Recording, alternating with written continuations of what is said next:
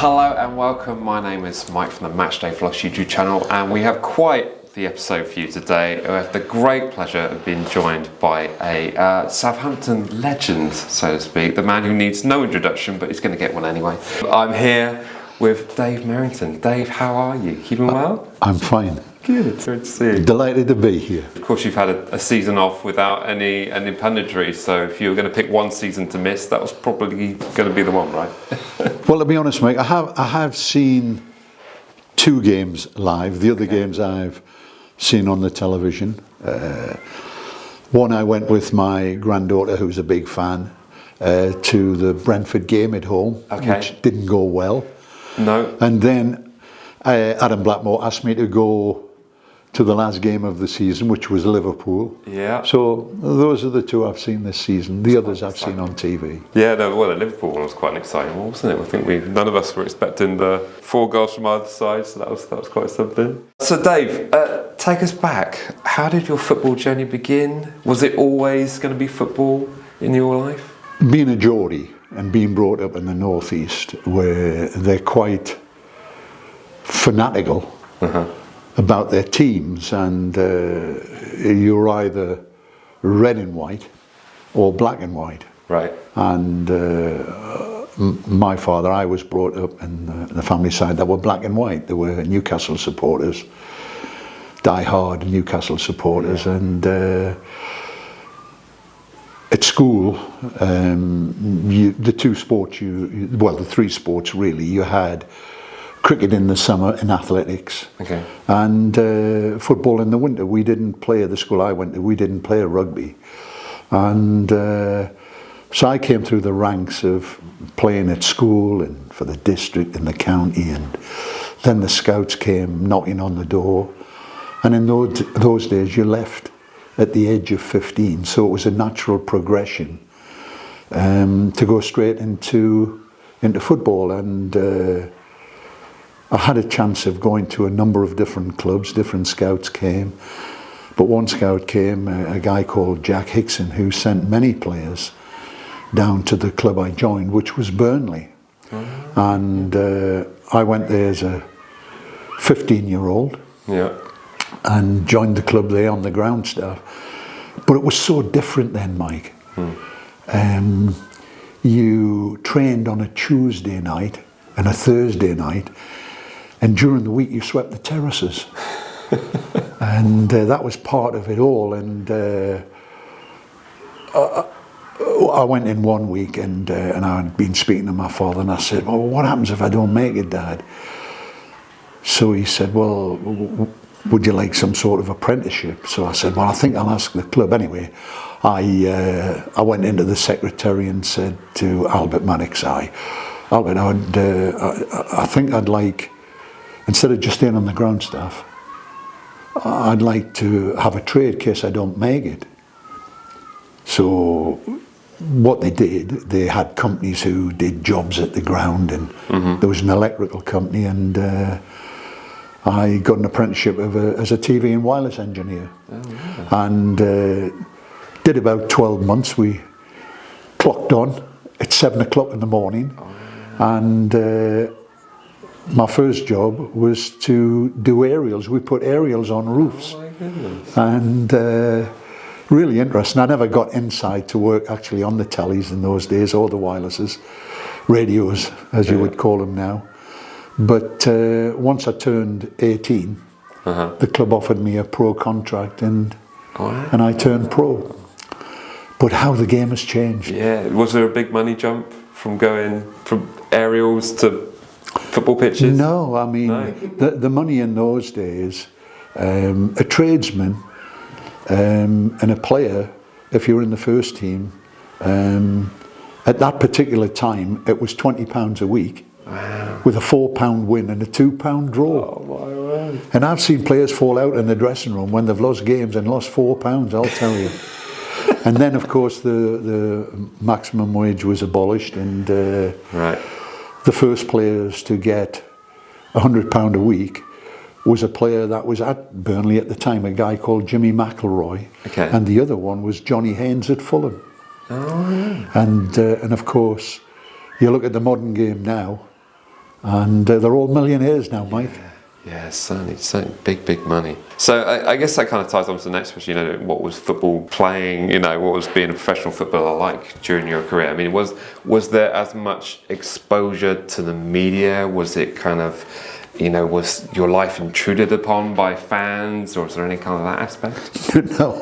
No. I look. No one on Twitter going after you. No, I look at the modern game today and social media, and you just can't keep anything under wraps now, and that's why players have to be educated today in everything they do. Yeah. I mean, in the days I played, a press reporter would travel on the coach with you. Wow. And he'd sit and have a conversation with you, going to the game or coming back from the game, and it was totally different then, but there wasn't the coverage then that there is today. I mean, everything is put under the microscope today, and you can't hide anything.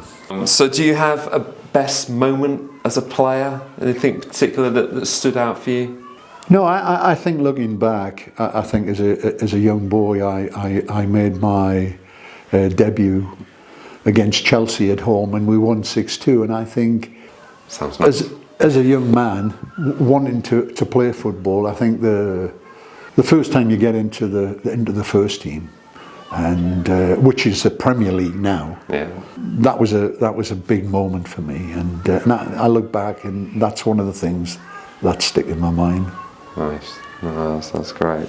And do you have any particular regrets from your playing career? Was there a big move you turned down? I think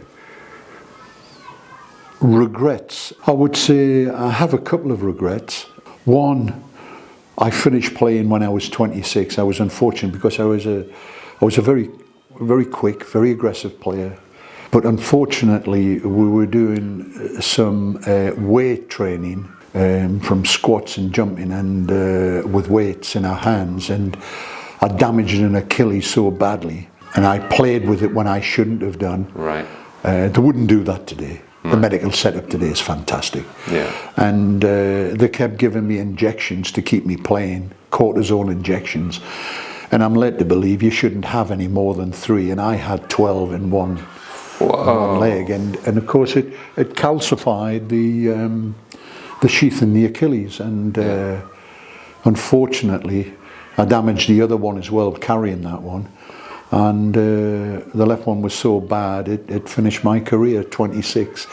But to be honest, Mike, I look back, that was a regret. I was disappointed that happened. But I was fortunate enough to know what I wanted to do. So I qualified as a coach and did all my coaching badges. And when I left Burnley and went to Bristol City, I went on the staff there, and Alan Dix, the manager, said to me, look, we'd like to set up the youth setup. How did they do it at Burnley? Because Burnley were very successful at producing young players, especially from the northeast. And that's what I did. I took the coaching job at Bristol City, and we did really well. I scoured I used to travel all over the place. At the time, I never saw my wife. And we just had a youngster, the first child, Lee. And I was trying to find players from different parts of the country, Scotland, Ireland, and England. And sometimes we would get players that had been turned down by other clubs. But again, we were successful. We got through to the Youth Cup final and lost in the final against Bobby Robson's Ipswich. So that was quite successful, that period of time, you know. And the other regret was when I'd made my way through the ranks in football, and I went back to Burnley to work with Jimmy Adamson, who was an excellent coach, and Jim had took the manager's job at Sunderland, and then he moved to Leeds. But in that move to Leeds, he said to me, I'd like you to come with me and join me as number 2. I don't want to take the job, I want you to come with me. And I'd made a promise to him that I'd do that. And at Sunderland, they looked for a manager, and eventually 2 or 3 people turned them down, and they offered me the job.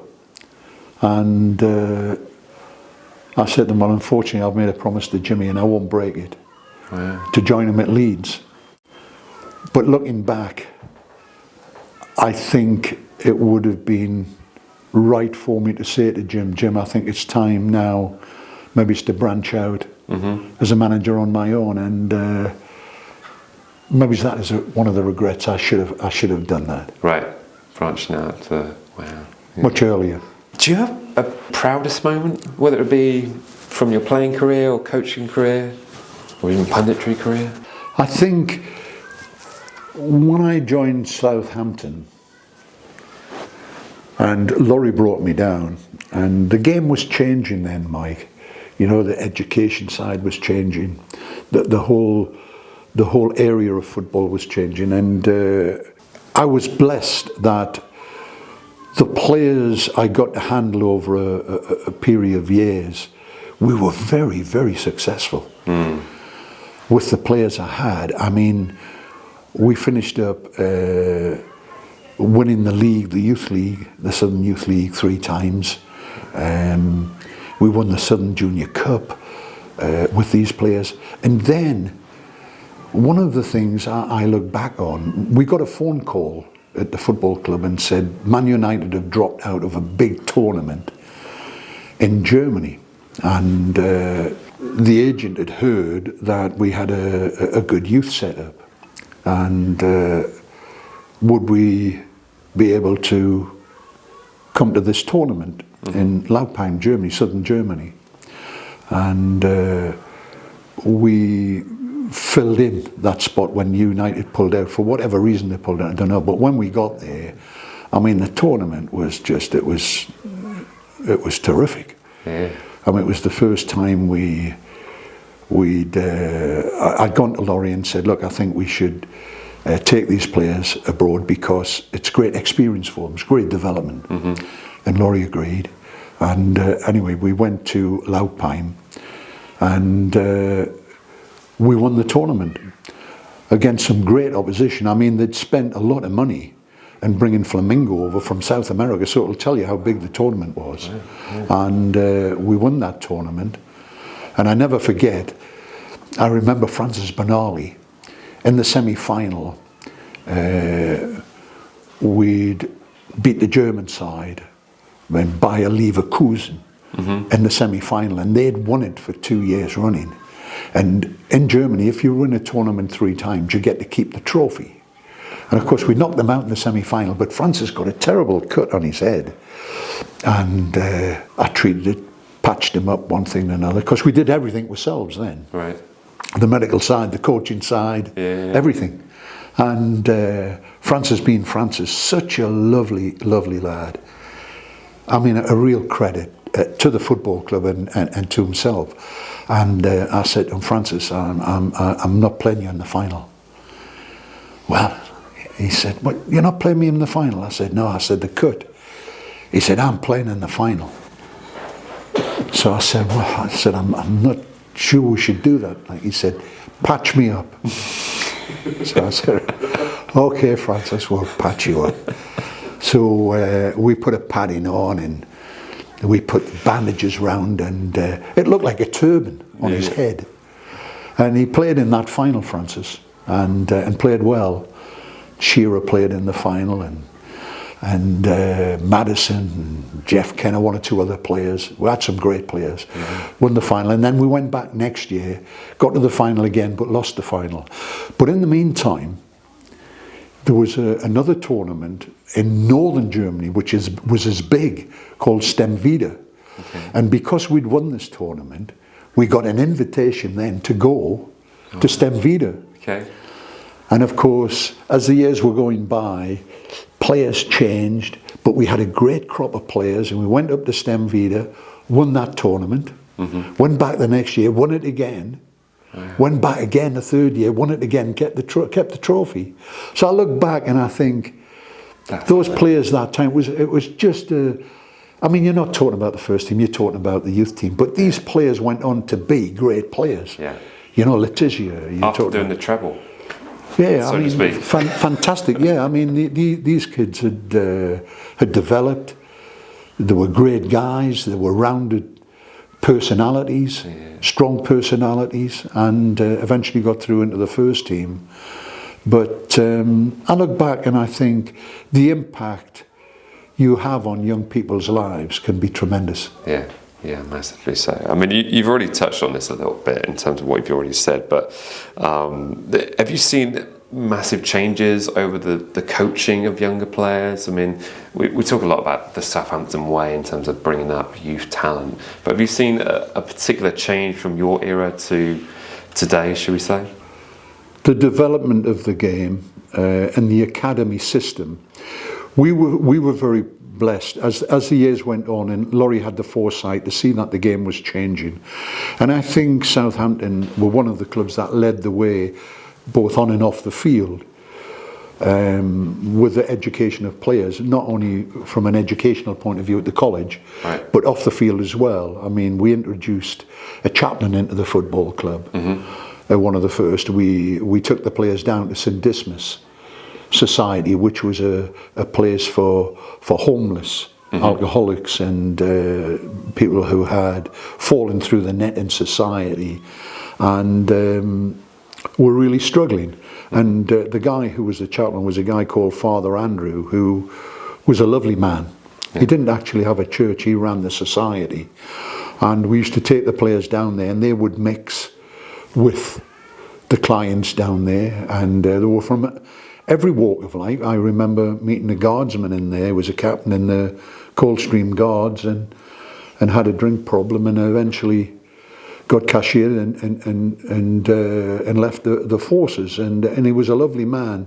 Just the drink took hold of him. And but the players made friends of the people in there, and in fairness to Laurie, he gave us 12 tickets to pass out as comps. And this was part, I think it's an important thing, this, because it's part of the development of helping players to understand how lucky they are to be in the profession. A reality check. The reality check, and to see the other end of society where people are desperately struggling for one reason or another, and sometimes no fault of their own. And they would turn up at the ground with these complimentary tickets, and the players by this time had got into the first team, but they didn't forget their roots. And these people would come into the car park, and the players would spend time with them, chatting to them. And I think how it blessed them and how it blessed the players in terms of their character development. I think if you spoke to any of those players now, they would look back and the impact it had on their lives. They would tell you it was tremendous. So you've already dropped a few names so far, but is there a particular player that you coached that stood out above the rest? Some of them might be watching. I mean, to be honest, Mike, I wouldn't like to pick one individual player out, because players varied so much. They had different roles within the team, different functions within the team. Some were more talented than others. But within a team, you can't do without each other. That's true. And I used to say to the players, hey, remember, you know, your hand can't say to your foot, I don't need you. You know, the body works together, and we have to work together as a body. And but I've been blessed with having coaching so many talented players and trying to develop them as individuals from a footballing point of view and a character point of view, in terms of discipline. You know, nobody arrived late. You didn't arrive 5 past. You arrived at 5:02. And those were quite. Sheets? Did you have one of those? If you arrived late for training, you get like. I mean, we had a fining system within the football club, right through from the first team right down, and even with the young players. You know, for instance, they used to do jobs then. They clean the dressing rooms and put the kit out and everything. And at the end of the day, we used to have a bit of a joke and a laugh, and I used to shout to them, right, stand by, push. This is a throwback to when I was a schoolboy at Burnley. The manager was called Harry Potts, and he was ex-army. And every Friday he would come, and he would come down to inspect the jobs before you went home, and he used to shout down the corridor, stand by your posts. And we would go into the dressing rooms, and he would come and inspect. So there'd be, I don't know, 3 or 4 of you to each dressing room. You'd have different jobs, and he would go around. And if those jobs weren't right, for instance, in the urinals and the toilets, there were copper pipes. Okay. And those copper pipes had to be polished. You had to see your face in them. And if they weren't, you stayed and did the jobs until they were done. And of course, with the players, I used to use that approach, used to hit them just for a bit of fun. Stand by your posts, and we'd come and inspect. And then there was only once I can remember where the jobs hadn't been done properly. Right, okay. And I said to them, boys, I'm sorry to tell you, do them all again. And I said, I'm staying, you're staying, we don't go home till the jobs are done. And of course they did that, but I never had a problem after that. But it was a great lesson, and it's about developing character and standards, really. Yeah. It's setting standards on and off the field. And I think if you can do that at an early age, between the age of 16 and 21, okay. Yeah. then they don't change. No. They become good professionals wherever they go. Yeah.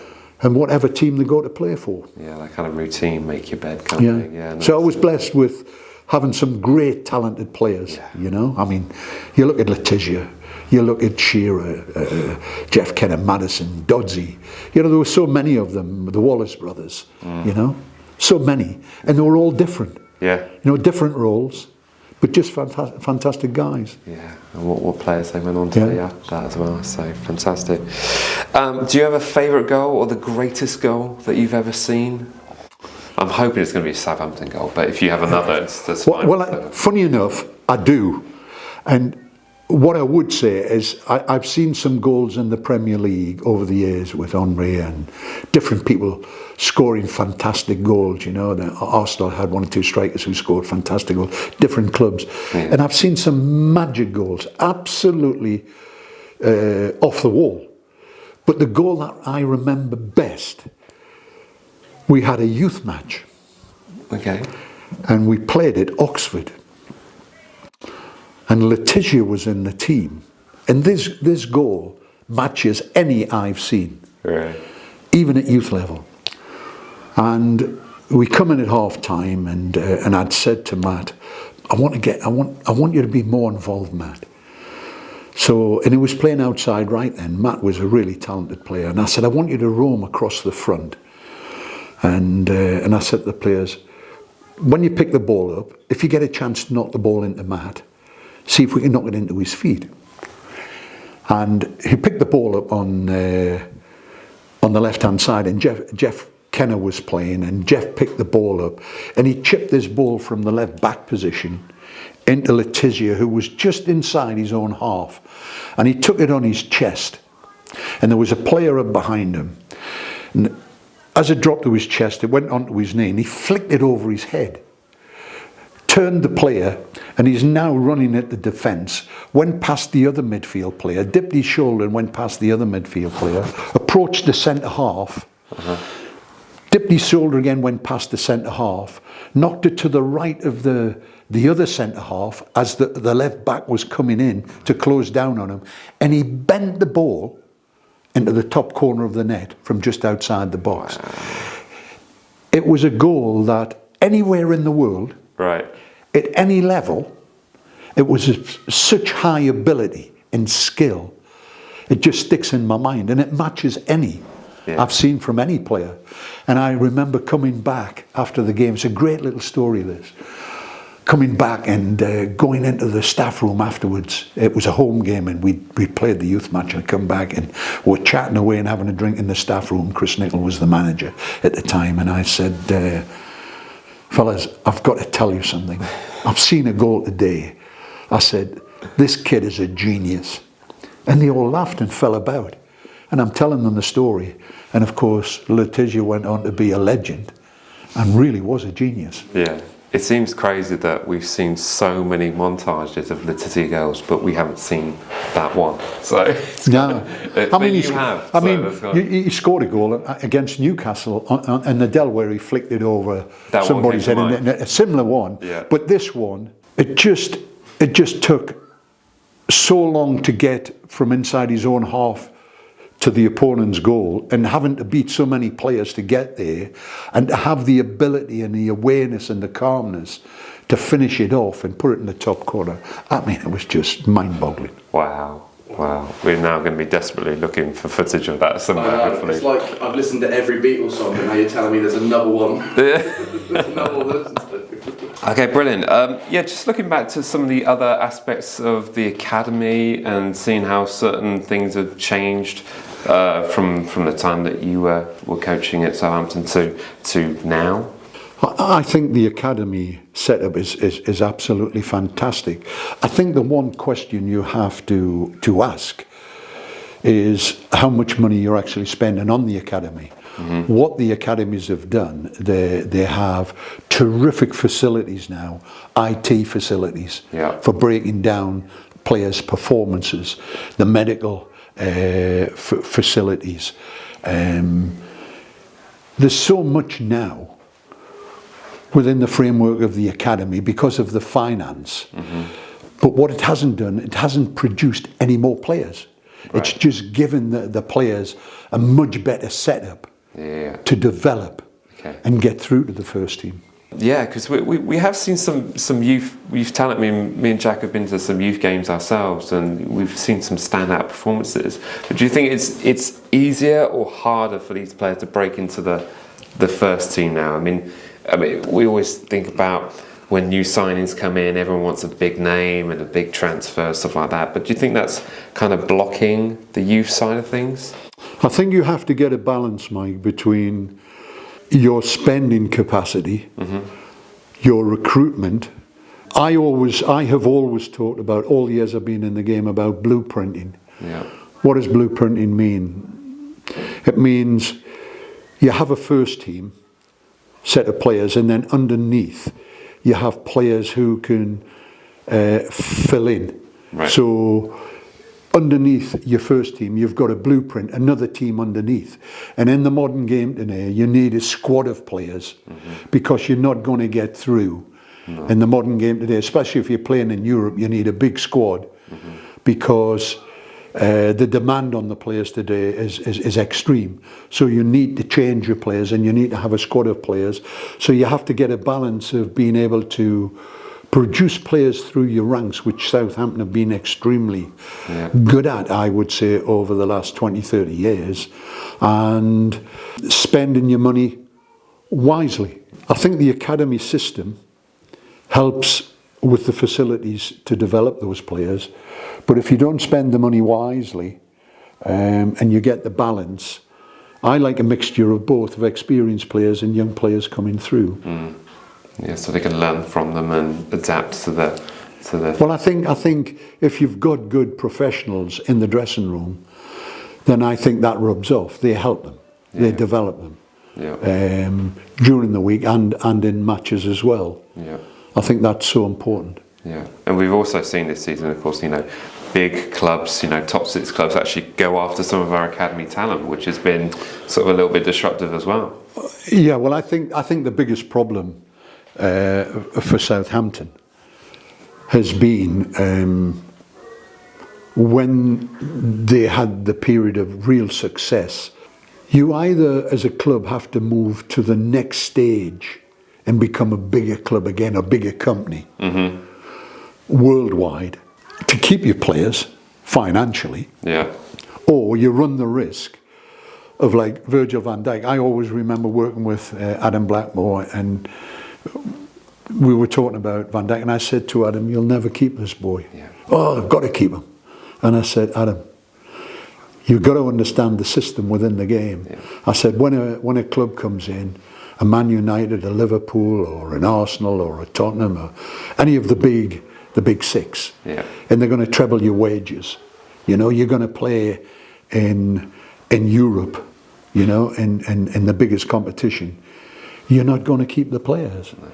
And of course that's what happened with Virgil van Dijk, and I think it turned into a bit of a nightmare for the club, and eventually they let him go to Liverpool. But it's very difficult. You look at your setup, and as much as you want to produce players, it's extremely difficult because you know there's going to be a problem trying to hang on to them. Yeah, absolutely. It's funny you mentioned Virgil van Dijk, because whenever I watched him play live at St Mary's, I always had the same opinion. Well, it wasn't a kind of a resigned to lose him, but I just thought I'm just going to enjoy him while he's here because he just stand out. Yeah. I mean, absolutely. I said to Adam during one of the commentaries about when you're looking at players, a number of players at that time were looking for a centre back, and I said my pick would be Virgil van Dijk.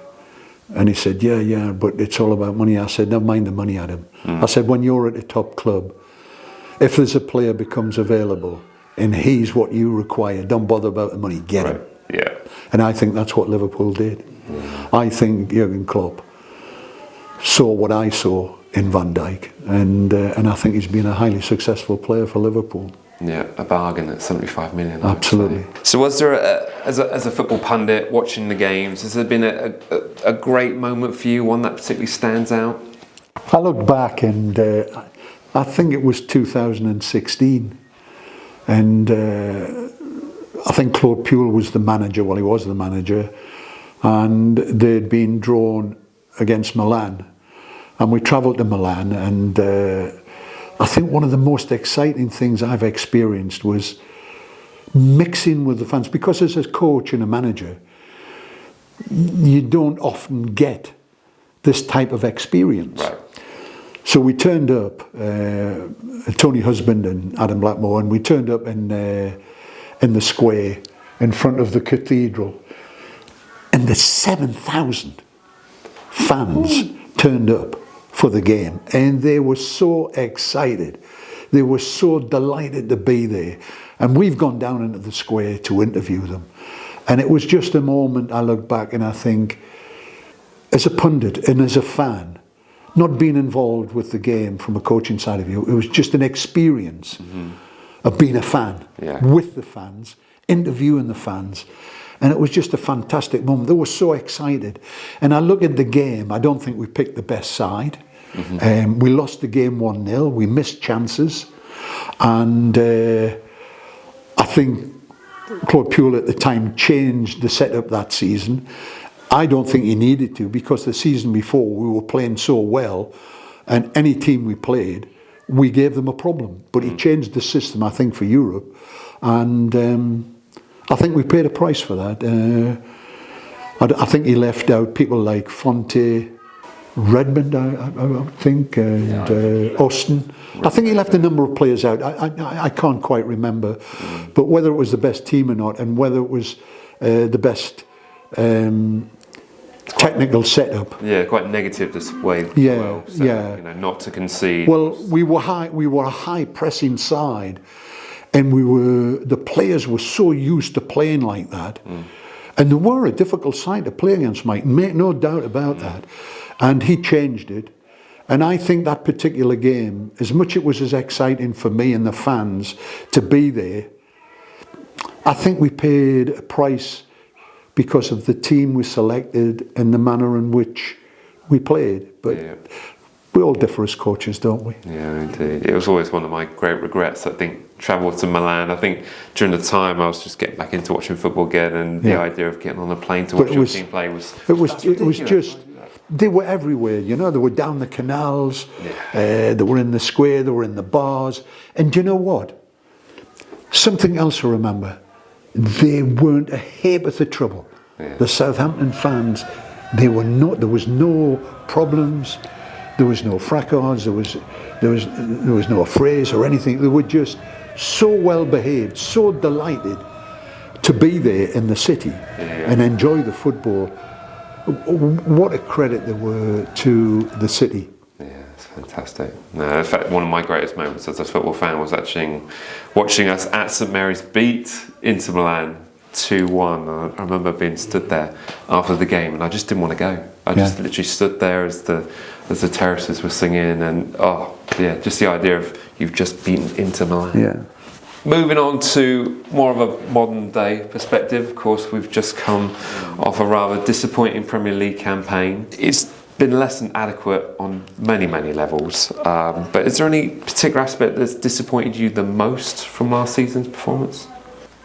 You know, I've sat and I've tried to analyse last season from the games I saw. I only saw 2 games live, the rest I saw on TV. And my assessment was such that they'd spent 140 million. And I tried to look at the players, and to be honest with you, there's some good young players in there. One of the things I think you've got to understand is that managers and coaches differ in their approach and their thinking. Yeah. Nobody can say they have the right way. You know, you do what you think is right at the time. But I analysed last season. I don't think we got the best out of the players. Now, it's easy to say that. But you've got to analyse the reason why. You've got to say, tactically, how did we defend the defensive third, and how did we attack the attacking third? In between, what was our build-up like? And I looked at the teams that were selected.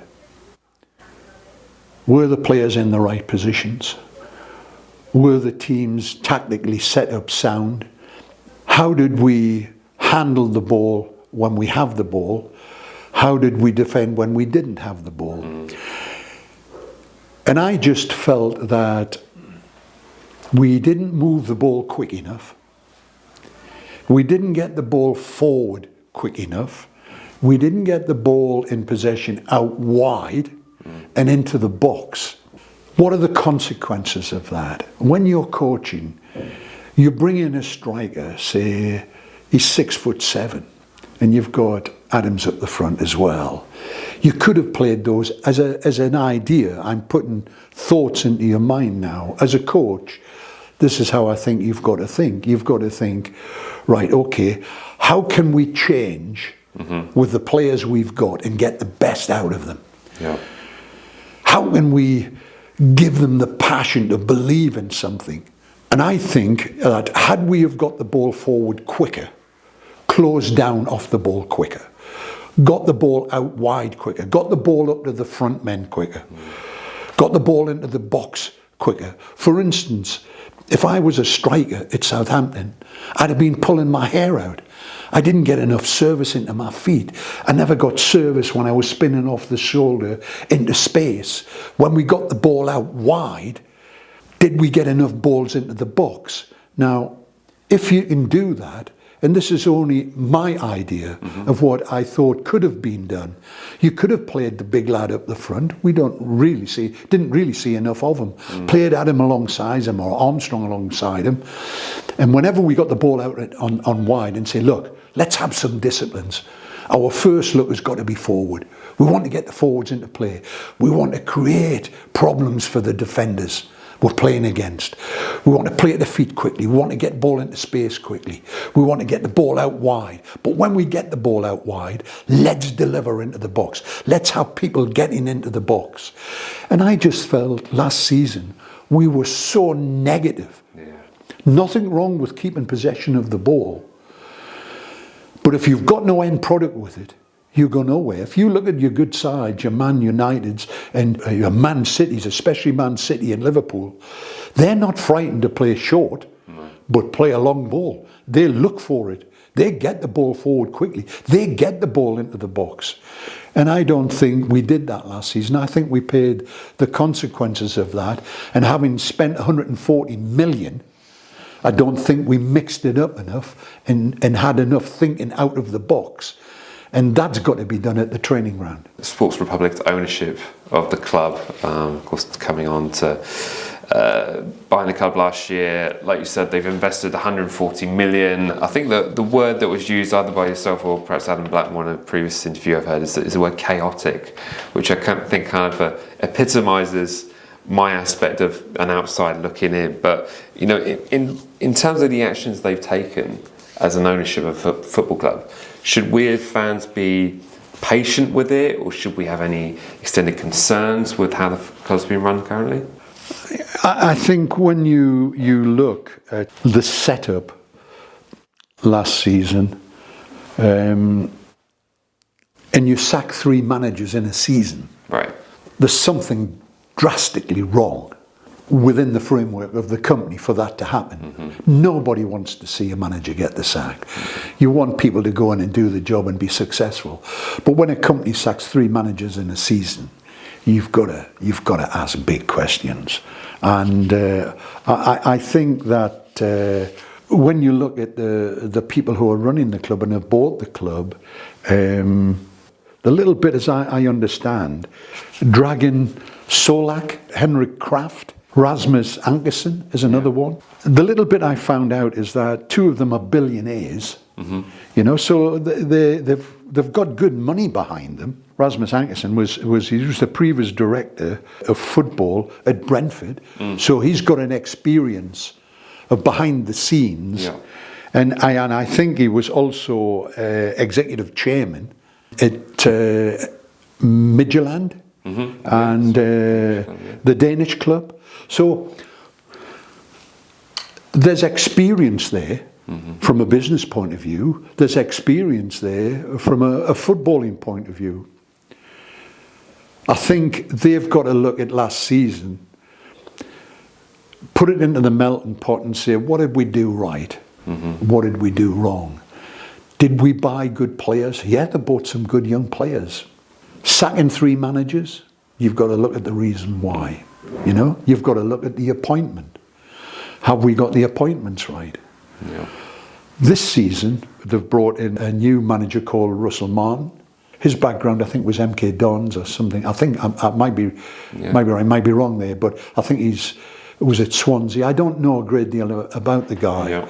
So what they need now is to get that selection right. They really need, for the fans' sake, to have a good start to the season. The manager has to project himself to the fans, to get the fans on side, so they know what he's trying to do. They can see what he's trying to do. But they've got to start the season well. If they're going to come back up quickly, then the fans have got to get right behind them. And the only way to do that is by getting results early. And I think that's going to be most important. And do you see any kind of particular areas that they'll need to strengthen in particular? I mean, of course, we don't know. I mean, we're recording this in mid-June, so we don't know who's left the club, who's potentially going to be coming in. But is there any kind of particular areas that you think we need to strengthen at this point? No, not really. I think I wouldn't want to express an opinion on that. I think you've got to look at who's left in the club, who is moving out of the club, who they're retaining in the club. I think the new manager's got to come in. He's got to look at his players, his squad of players. If he's smart, he will have done that like Pochettino did before he came in. He'd already assessed the playing side. He knew exactly how he wanted to play before he came into the job. He knew he had young players. He knew he could get them to play a certain way, high pressing, quick moving. And I think this guy who's coming in, if he's been smart, he's got to look at his squad of players, make an assessment of which is going to be the best way to get those players to play. Sometimes you can say, oh, I'm going to play this way. I want to play this way. But if your players are not used to that or can't handle that, then that won't be the right thing. I think you've got to get a blend between looking at your players, what will suit them, can they play a way I want to play, and mix it up between getting the best out of them and the right formation. And I think the manager has to do that very quickly and very early. So maybe that's the reason why there's this long delay of him being announced. Perhaps he's just doing his homework on all the players. That could be it. That's great, absolutely brilliant. I mean, in terms of like, for us as fans, do you have any particular message to the fans going into next season? I think the hurt of last season and the disappointment of last season, I always think, and I used to say this to players when I was working with them, you know, when you're working shifts, 6 till 2, 2 till 10, 10 till 6, and you've got 2 kids, and you take them to the game, you owe them the best. And I just feel that, in fairness to the Southampton fans, they've always been very supportive. They understand the situation. they'll be very disappointed last season and what went on. 3 managers sacked, 140 million spent. What on earth is happening? So they want some sort of hope this season. And I think the owners owe it to the fans. The new manager coming in has got to work very quickly with his players. He's got to get the fans on his side. He's got to get results. But I've always believed, and I've always said to the fans, you are my 12th man. And I would say to the fans, that's exactly what they are today. When they go into next season, they have to be, at the start of the season, the 12th man. At home, you've got to win your home games. You've got to be the 12th man to give them the support to get that result. Yeah, get them unified and all singing together. That's what we want to see. I mean, there was lots of talk about at the end of I think it was the final game of the season, where a lot of fans left behind sort of applauding the players, and there was a lot of confusion, I think, with some being angry with what they'd seen over the season and others showing continued support. And I think the whole kind of overriding factor of that is that they care. You know, whether they care by the fact that they're there applauding them no matter what, or they're sort of voicing their opinion aggressively, so to speak, they care. Yeah. They really you see, one of the things I learned early on in my career is that it doesn't matter who owns a club. It does financially. Who are the most important people in the game? The players and the fans. Not the managers. The players and the fans. The fans are the backbone of the club. Yeah. Whether you've got 3,000 or 33,000 or 63,000, they're the backbone of the club. They're the people that pay the money. They come in and they support. And without their backing, when you're a player in the dressing room and you're getting changed and your nerves are jangling and you're looking forward to getting out and you get out onto the pitch, when you hear the roar and the support from your fans, and they are right behind you during the 90 minutes. It's a great feeling. But there's nothing worse, Mike, than when you're on the field of play and they're having a go at you. Yeah. Your confidence dips. Yeah. You lose a little bit of faith, things go wrong, and the last thing you want is the fans on your back. So that's why I believe that the 12th man, they're the fans. They're the backbone of the club. Right. And without them, you don't function properly. I'd just like to say to the listeners now, God bless you. It's been a pleasure working with you. Keep your faith, keep trusting, keep believing, and God bless. Your Christian faith is obviously a big part of your life. How's that impacted your playing and coaching career? That's a great question, that, Mike. I would say to every fan, it doesn't matter who you are, where you come from. One of the big questions in life is, who am I? Why am I here? Where am I going? I became a Christian many years ago, and God has been the nucleus of my life. He's been involved in every department of my life. And I used to say to players, you know, we're made up of mind, body and spirit, but God fuses them together. You know, we've got to have an understanding of who we are and how we function.